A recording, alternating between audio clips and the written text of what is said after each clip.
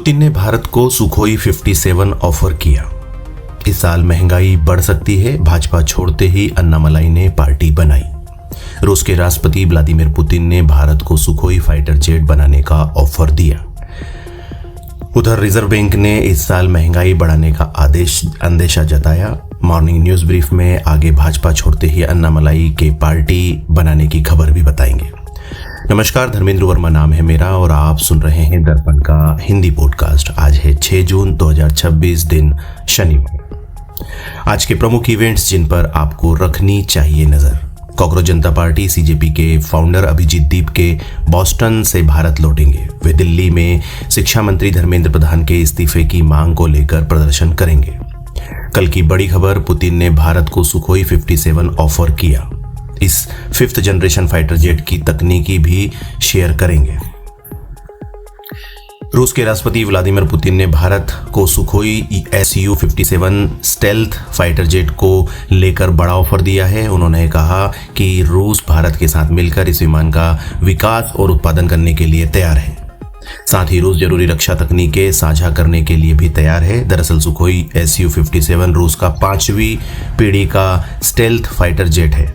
इसे इस तरह डिजाइन किया गया है कि दुश्मन के रडार इसे आसानी से पकड़ नहीं पाते।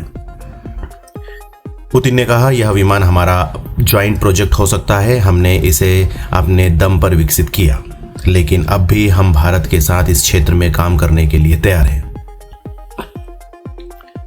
रिजर्व बैंक ने इस साल महंगाई बढ़ने का अंदेशा जताया। जीडीपी ग्रोथ अनुमान भी 6.90 से घटकर 6.60 बताया।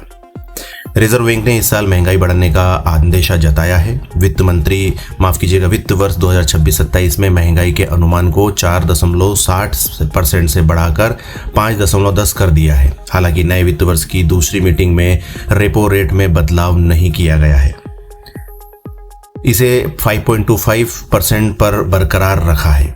इससे लोन महंगे नहीं होंगे और ईएमआई भी नहीं बढ़ेगी। आरबीआई एमपीसी मीटिंग के 2 अहम पॉइंट्स। ग्रोथ का अनुमान घटाया। आरबीआई ने आर्थिक विकास दर यानी जीडीपी ग्रोथ के अनुमान को घटा दिया है। अब चालू वित्त वर्ष 2026-27 के लिए जीडीपी ग्रोथ अनुमान को 6.90 से घटाकर 6.60 कर दिया गया है। महंगाई को लेकर चिंता। आरबीआई गवर्नर संजय मल्होत्रा ने बताया कि रिटेल महंगाई अभी टारगेट के दायरे में है, लेकिन वैश्विक तनाव के कारण फ्यूल और एनर्जी की बढ़ती कीमतें आगे चलकर खुदरा बाजार और आम जनता की जेब पर दबाव डाल सकती है। तमिलनाडु में भाजपा छोड़ते ही अन्नामलाई ने पार्टी बनाई। अगला चुनाव लड़ने का ऐलान। तमिलनाडु बीजेपी के पूर्व प्रदेश अध्यक्ष अन्नामलाई ने नई पार्टी का ऐलान किया। एक वीडियो मैसेज जारी कर अन्नामलाई ने कहा कि आज हम एक आंदोलन शुरू करने जा रहे हैं। हमारी राजनीतिक पार्टी तमिलनाडु में 2031 में अगला विधानसभा चुनाव लड़ेगी। उन्होंने कहा, मेरे लिए यह तय करना बड़ा मुश्किल था कि मैं बीजेपी का सदस्य रहूं या तमिल लोगों से जुड़ा रहूं। मैंने 4 दिसंबर 2025 को पार्टी को बताया कि मैं इस्तीफा देने जा रहा हूं। पार्टी ने मुझे कहा कि पहले चुनाव हो जाने दें, फिर जाएं। टीसीएस केस की पीड़ित बोली, पाकिस्तानी मौलवियों के वीडियो दिखाए, कहा भजन सुनना, मंदिर जाना बंद करो। महाराष्ट्र के नासिक में टीसीएस ऑफिस में यौन उत्पीड़न और जबरन धर्मांतरण मामले की चार्जशीट में नए खुलासे हुए हैं। चार्जशीट के मुताबिक आरोपियों ने सोची समझी साजिश के तहत पीड़ितों को निशाना बनाया। एक पीड़ित ने पुलिस को बताया कि उसने पाकिस्तानी इस्लामिक मौलवी तारिक जमील और जाकिर नाइक के वीडियो दिखाए जाते थे ताकि वे इस्लाम के बारे में जान सके। आरोपियों ने पीड़ित से कहा कि वह भजन सुनना और मंदिर जाना बंद कर दे, अल्लाह सारे गुनाह माफ कर देंगे। आरोपी बोला, डरो मत, अल्लाह हमारे साथ है।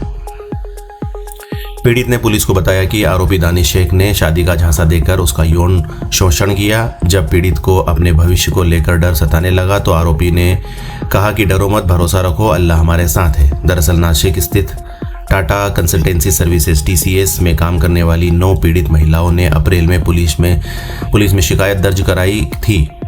अब तक 8 आरोपी पकड़े गए।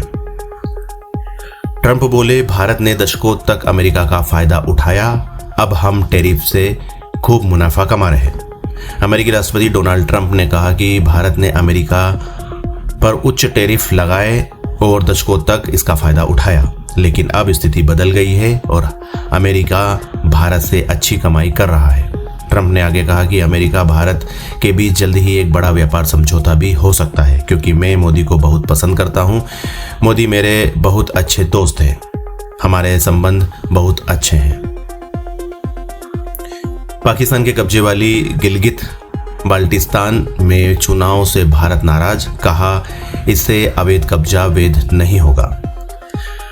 भारत ने पाकिस्तान के कब्जे वाली गिलगित बाल्टिस्तान में 7 जून को होने वाले विधानसभा चुनाव का कड़ा विरोध किया। विदेश मंत्रालय ने कहा कि पाकिस्तान जिस क्षेत्र पर अवैध और जबरन कब्जा किए हुए हैं वहां चुनाव कराने की उसकी योजना पूरी तरह अस्वीकार्य है।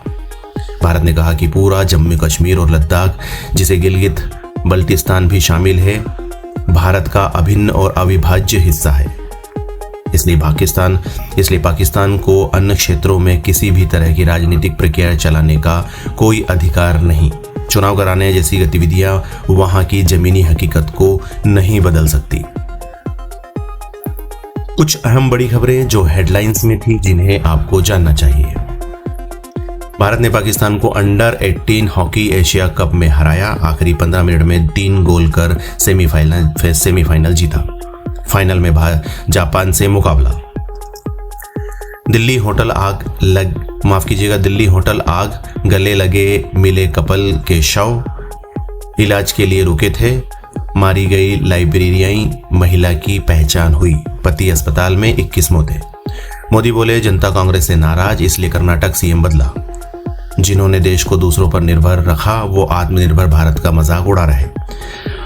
आमिर खान ने तीसरी शादी की खबर को कंफर्म किया। 5 जुलाई को गर्लफ्रेंड गौरी से करेंगे शादी। 2025 में रिलेशनशिप पब्लिक किया था। टीएमसी बोली ऋतव्रत बनर्जी को नेता विपक्ष बनाना अवैध, स्पीकर के फैसले को हाईकोर्ट में चुनौती देंगे। अभिषेक बनर्जी पार्टी महासचिव बने रहेंगे। ट्रंप बोले ईरान के सुप्रीम लीडर से मिलकर गर्व होगा। डील हुई तो मुलाकात संभव। यूरेनियम लेने सेना भेजने वाले थे, लेकिन इसमें जोखिम। राहुल का आरोप ग्रेट निकोबार प्रोजेक्ट का मकसद सुरक्षा नहीं, एक बिजनेसमैन को फायदा पहुंचाना है। 16 मिनट के वीडियो में डाइविंग करते हुए दिखे। एमपी यूपी में तेज आंधी के साथ बारिश, राजस्थान में ओले, सड़कों पर गिरे पेड़, कई जगह गाड़ियां दबी। आज 27 राज्यों में बारिश का अलर्ट। मणिपुर में हथियारबंद बदमाशों का हमला, 3 लोगों की हत्या। 7 घर भी जलाए। गोलीबारी शुरू होते ही जंगल में भागे लोग। इस साल 7.7% की दर से बढ़ी इकोनॉमी, पिछले साल 7.1 की दर से बढ़ी थी। अगले साल 6.6 रह सकती है जीडीपी ग्रोथ। डीएमके 8 जून को INDIA की बैठक शामिल नहीं होगी। उदयनिधि बोले कांग्रेस ने धोखा दिया, 20 साल का गठबंधन तोड़कर टीवीके को समर्थन दिया। अब जानते हैं बयान जो काफी चर्चा में है। दिल्ली सीएम रेखा गुप्ता ने एक बयान दिया जिसमें उन्होंने कहा गर्मी बहुत है, पानी भाप बनकर उड़ जाता है, जिससे पानी की किल्लत हो जाती है। खबर जो काफी हटके है। शराब के लिए